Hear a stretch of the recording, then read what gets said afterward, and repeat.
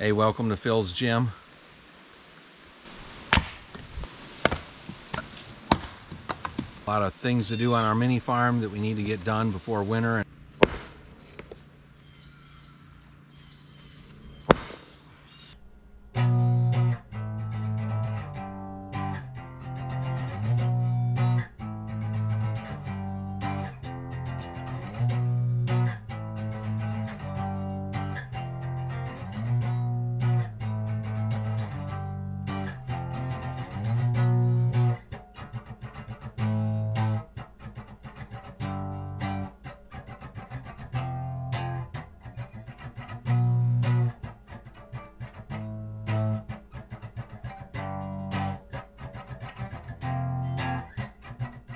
So we've been working on a couple other videos for quite a while, and those will be coming out soon. And we've got a whole lot of little chores that have been just piling up, and so we have to do some of that today. One of the first things we need to do, as it's getting colder, we're getting ready for winter, and we have to clean out a couple chimneys.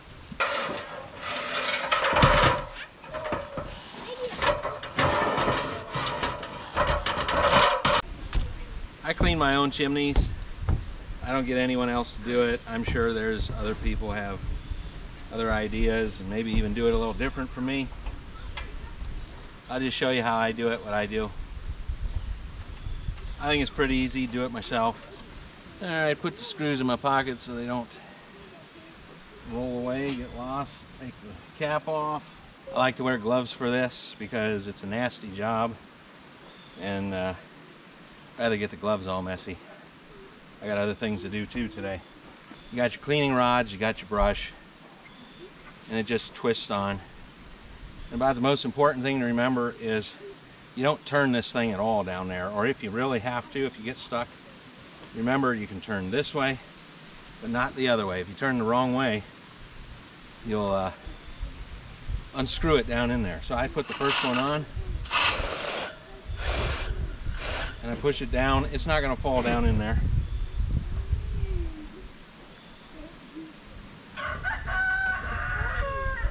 I put the next rod on, and I push it down. And once I get a couple on there, I'll hold it, because I don't want it to drop down in there. I mean, it's pretty tight. It probably won't drop. I just put the next piece on and push it down.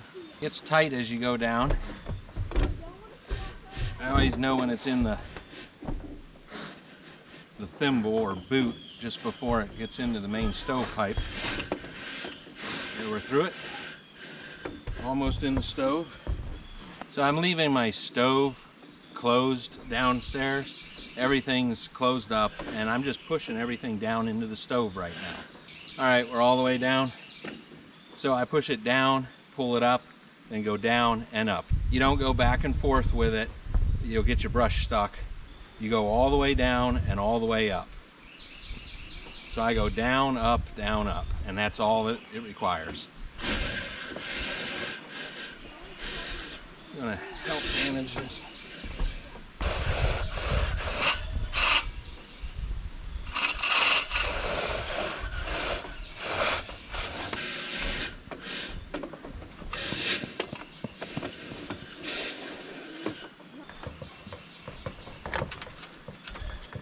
Check out the chimney cap. There's no buildup. There's nothing in there. So I'll put that back on.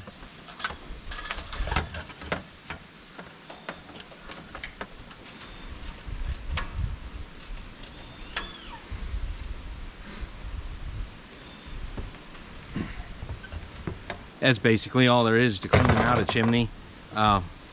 Doesn't take much, but yeah, I'm not telling anybody to go on the roof. That's how I do it. So, hey, if you like these videos, please share them with your friends and hit like and subscribe if you haven't done that already. We put up new videos every Friday morning. Yeah, this one my brush is put together already, so it'll be a lot faster.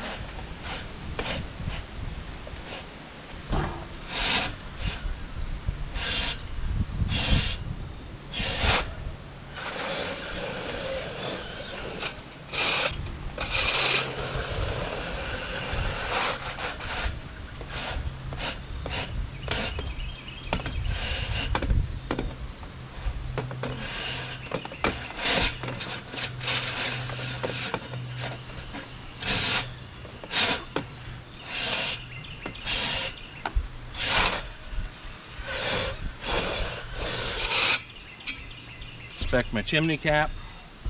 There's no corrosion on it. Looks good. If you burn a seasoned wood, it's going to burn clean. You're not going to get much buildup in here anyways. But we clean it annually, at least once a year. And if we're burning a whole lot, like if it's a really cold winter, we're burning a whole lot, then we might clean it twice.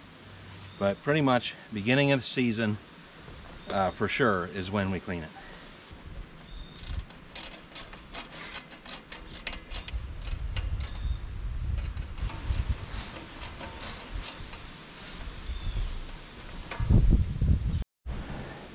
Well, we got a view at our place. Let's see here. So the only other comment I really have on this is it gets hot up on a roof. Even with a light colored roof, it gets hot. And so we're doing this in the morning. Trouble with doing it in the morning, this is a metal roof, and if there's dew on the roof, it gets slick. So we got to be careful. And it's just a matter of taking the brush apart. All these sections screw together, and the brush itself screws off of the end. Pretty simple. So these wire brushes, they make them for your diameter of pipe. You have to buy the right diameter. And yeah, it's pretty simple. You just push it down, pull it up, push it down, pull it up. That's what I do. I don't know if anybody suggests anything different, but I've done that for years. Less than 20, more than 15. I don't know. I'd have to think about it. So when we were cleaning those chimneys, everything that we were cleaning, we were pushing down inside the stove. Stove is in the house. Stove is all closed up, so there's no mess in the house. Everything's going to settle down in, and later on, we'll open up the stove and clean out the stove as well. Walking past a project that we have going right here. Yeah, that project is something we're doing. We're going to making a video on that. It's going to be at least a two-part series, and that'll be coming out soon, hopefully. I want to get a couple of them done before I put it out. We've been working on it most of the summer, on and off. It's going to be an outdoor kitchen, a lot of barbecue and stuff like that. We're going to have a smoker, different things we're looking to do. So I just did the math, counted it up here. It's actually 18 years this year that we've been heating with wood. So we're heating with wood for 18 years. In all that time, I've never had a splitter. I borrowed one on a couple occasions when we had like a lot of stuff to do, but for the most part, we've not had a splitter. We've never owned one, and normally we don't use it. Normally, we just split our firewood by hand.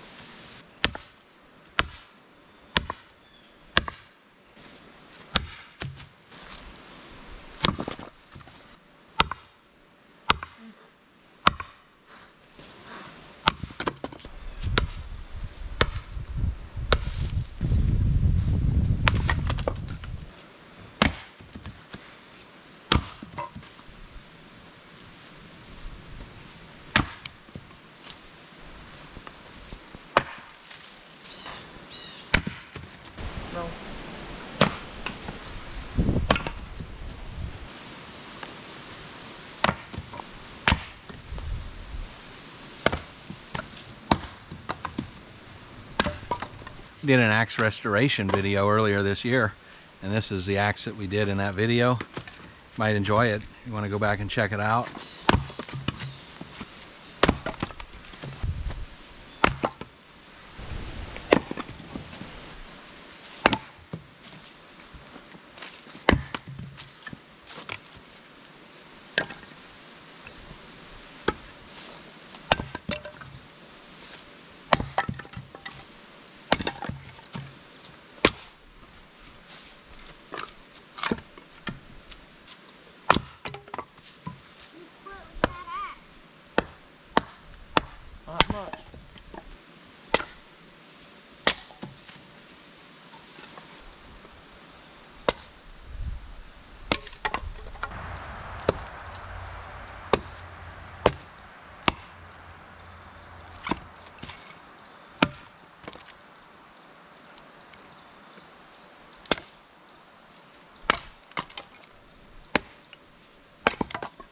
So if your wood is well seasoned and dried out fairly well, it splits real easy and it burns very clean.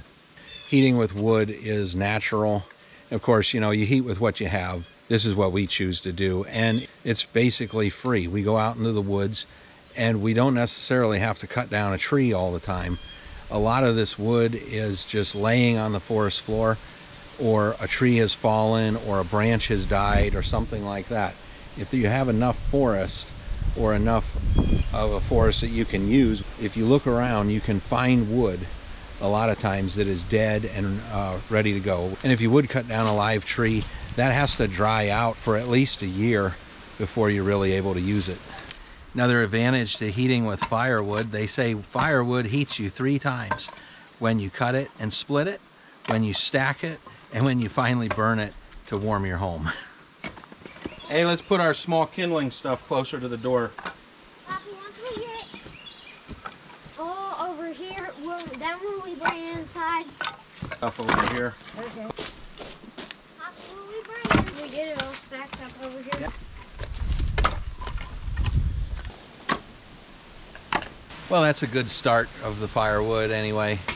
So there's roughly a day's worth of wood here. We'll burn that up probably in a day. So we'll stack it along here, along the concrete block, and we'll go up, maybe to stay below the windows and whatever. So I built this house, and whenever I did that, I put on 3-foot overhangs. I didn't put on the big overhang because of firewood.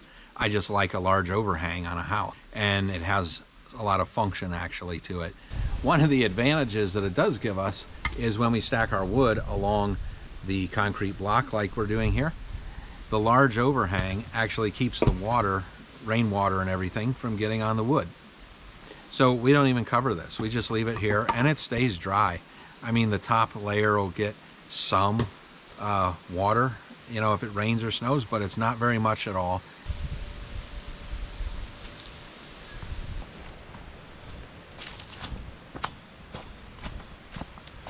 So this is a project that we're working on for another video. I mentioned it earlier. So for this project, we are digging large rocks, breaking them into the right shape, and transporting them and placing them, as well as doing a lot of digging. We need to level this area out, and I'd like to get it done this year before the snow flies. So we're working on this as well.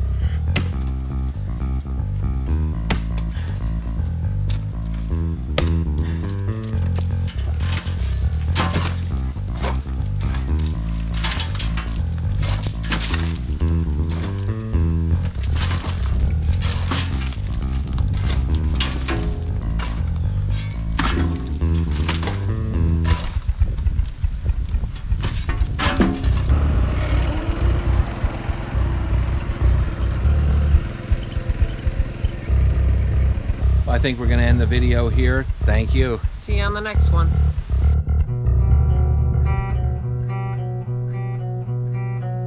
Well, if you've enjoyed this video, please share it with your friends and hit that like button if you haven't done so already. And while you're at it, go ahead and subscribe to our channel. We put out new videos every week, every Friday morning. And if you'd like to receive notifications when we do upload the next video, hit that notification bell. And check out our channel. We have several videos just like this one or very similar. We do various things including hiking, biking, boating, fishing, builds of various kinds, mostly outdoor activities. Some homesteading is thrown in there as well. This channel is for the experience. We do these things for the experience of doing them and to show others how you can do it too. We try to be fun and entertaining while being educational all at the same time. Sometimes these experiences are done for the first time, and other times they're things that we do all the time. Sometimes we do things just for the fun of doing it. Thank you. We'll see you on the next one.